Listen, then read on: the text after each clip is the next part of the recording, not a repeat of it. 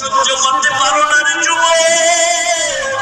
গুনাহগারের মাথার উপরে যদি সূর্যটা নেমে আসবে, সূর্যের তাপে গুনাহগারের মাথার মগজগুলো হাতের মারের মতো ফুটতে থাকবে।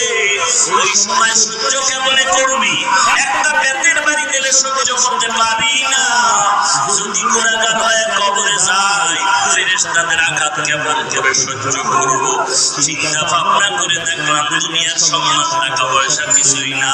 আজকে টুপির কারণে দাড়ির কারণে না খাইয়া আমরা কেউ মরি না, বরং আল্লাহ রাজকীয় হালে সম্মান দান করেছেন। ঠিক কিনা বলো? হাজী ইবনে আব্দুল্লাহ মুহাজির মক্কি রহমাতুল্লাহ